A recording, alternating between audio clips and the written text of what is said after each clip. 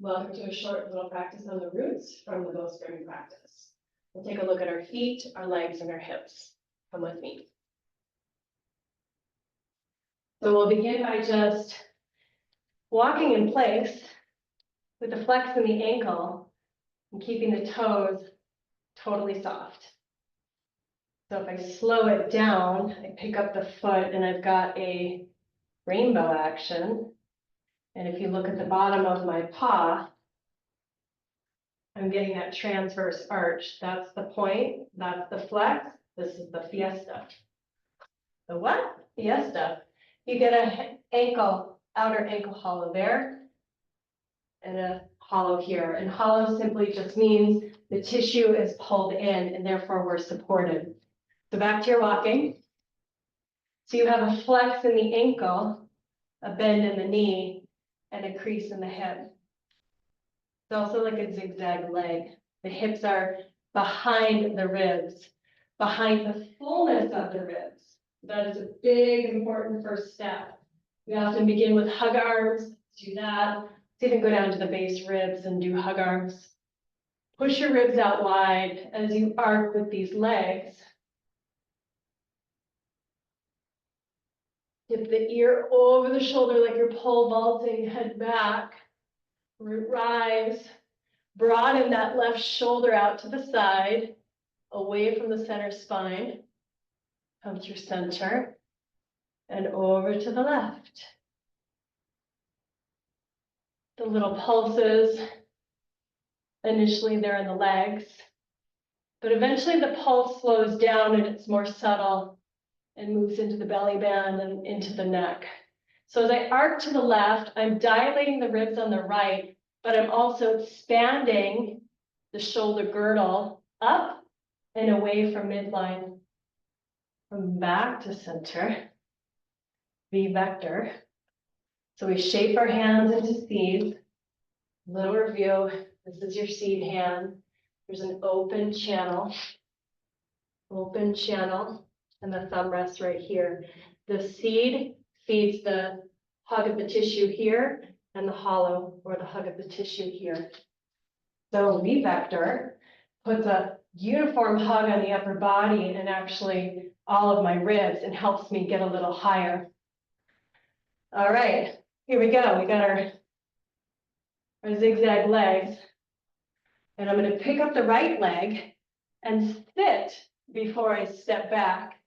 And instead of a long stance, more traditional, right?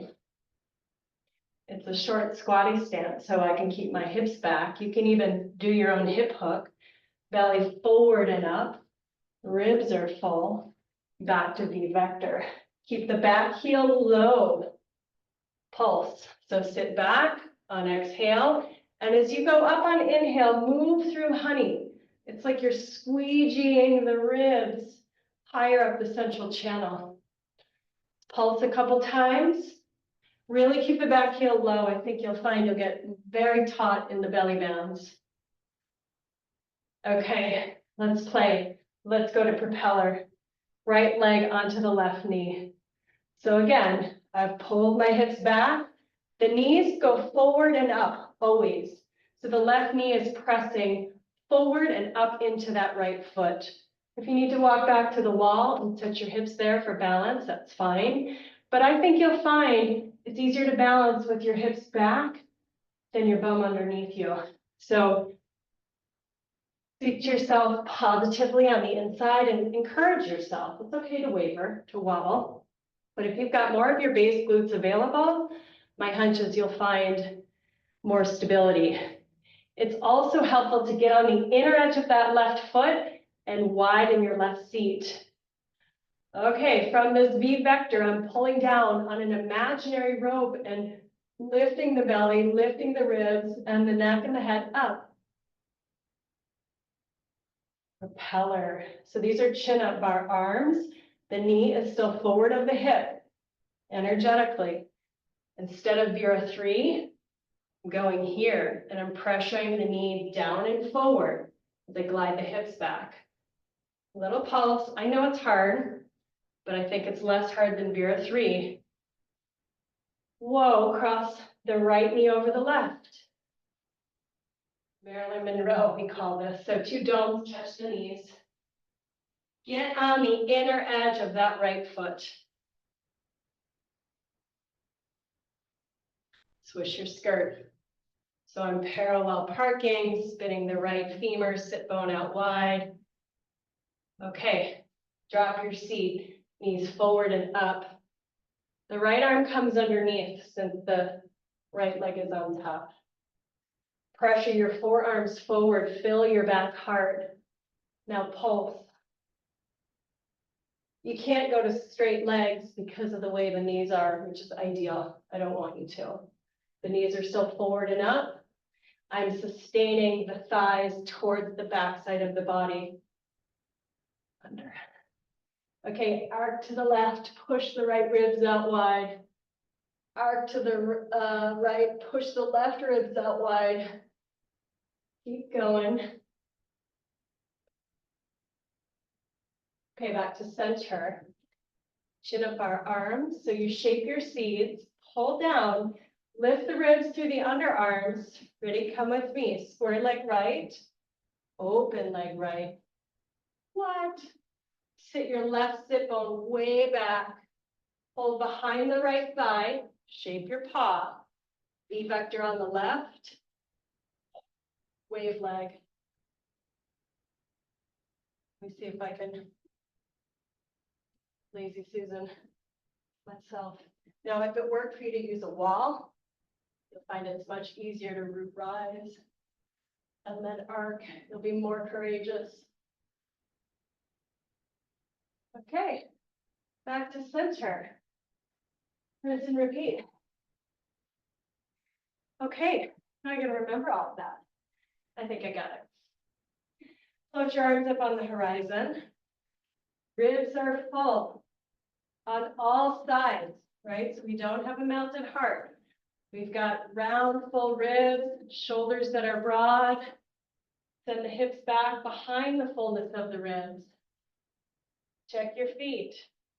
We have what's called a dig drag. I'm hovering the heels and I'm digging the palm forward and dragging the heel back.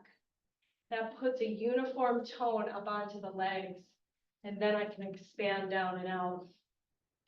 Okay, parallel park right to get the left leg up off the ground. That will make balance easier. Notice I'm not lifting the toes. Toes are soft, foot is pointed. Ankles flexed. Sit back, step back. Exhale, sit, arms go up. Now push through your legs. Inhale, rise up, don't tuck. Keep your hips back the whole time. So the pulse is intended to lengthen the central channel. Right, the central channel is the crown of your head, the floor of your pelvis. It's a wavy, tubular, open center. Okay, we're gonna make this transition to infinity. So the rounded foot cups the kneecap on the right. My knees are going forward and up. My hips are back. I'm pulling on the rope, and this is a balance posture. I'm widening my right seat, not from my hand like I just did, but really from being on the inner edge of the right foot and trying to excavate the back of the right leg to widen it. Wider base, more stable. Okay, left leg on top, eagle. Dome hands. Get on the inner edge of the front foot. Keep the big toe mounds down. Those are underneath your toenails. Swish your skirt. So it's back into the side, back into the side. Inhale, rise up. Now I can't go to straight legs because my knees are forward and up. And as long as the thighs are sustained back, I can lift the ribs, the belly up. Left arm underneath. Curl your two seeds right into the center of the opposite palm. Pull the elbows down, the underarms up. Ideally, your seed hands still are informing the arms and you have uniform tone. before you go for the expansion, the push out and the lift. Okay, so it's kind of like the squeeze of a toothpaste tube. We draw to the center to make the toothpaste come out. Arc with your ribs to the left. Your head is attached, so let your head come into the arc, open your throat. Your head back. Okay. Release. Open leg. I think that's where we went. So 2 domes. Root rise. Hold behind the left hamstring. V vector on the right. Sit back. Lazy Susan, just for you. Oh, look how convenient. So narrow the knee, turn it in, widen the seat. Lean to the right, arc over that right shoulder. There's unit pulse here. Done. Okay. This is called snake charmer. It's like Utkatasana without the tuck. Why would you do that, right? We lose all of our curve and our resilience back there. Send your hips back. Distance your hands. And you're going to come, or distance your upper body with your hands, rather. Then you're going to come to pod hands. Specifically, it looks like this. Go right into the webbing of the opposite hand. And you can still squeeze and narrow your base palms, aka taco, which will light up the arms. Okay, only with the hips. Sit back. Let your full ribs rise up. Arc.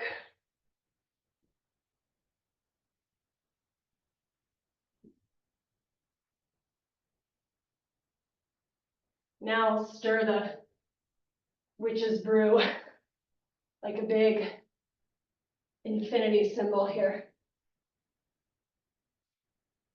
Slowly climb out of the pot. Keep your hips rooted.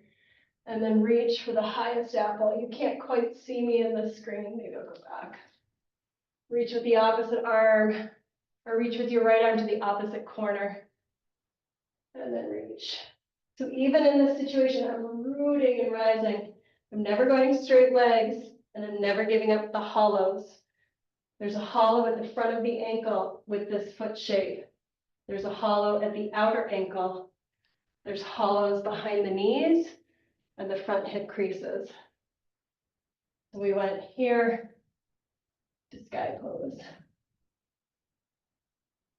Okay. Lower. Here's the last one. Service arms to tribal. Tribal is like a short warrior 2. That's where we go, but we build it first through service. So the hands, they pull up. They're not hanging, otherwise you have no hollow here. So I want you to lift the knuckles towards your biceps. Your hands are, of course, shaped into C's, and the outer wrist pulled in. Okay? Outer wrist on the pinky side. Now, we've shaped our hands. I want you to widen the knuckles, soften it up. Okay? Hug your forearms towards your ribs gently. And then grow the distance between your underarms. Grow the side ribs wider. The entire rib cage widening circumferentially from inside. Can you keep the back of the armpit engaged? Can you keep the hollow of your armpit very high? If you flap your service arms, so we went from parallel arms to a wide service. I want you to flap, don't give up the wrist hollows. So there's one here, and there's one here. And you're flapping to make sure the back of the body is in the game. Now pressure down with the elbows gently, lift your ribs. Big drag on the right, sit back, tribal. So the right leg steps back. The horseshoe hand is on the base of your thighs. You can even bow forward. Let your belly pour forward. How about a double hip hook? Again, we don't do it in public. We do it in our own space. But draw the seat back and resist your knees forward and up. Okay, we'll go side coil. Elbow touches the knee. Head rest. Arc the right ribs high. Open your throat. Pulse.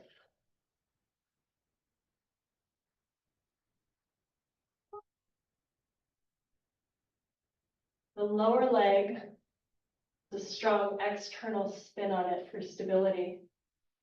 So this, you can even grab your own calf. The upper leg has the opposite spin, internal. Okay. One more pulse. V vector. Come on up. Step forward with your right leg.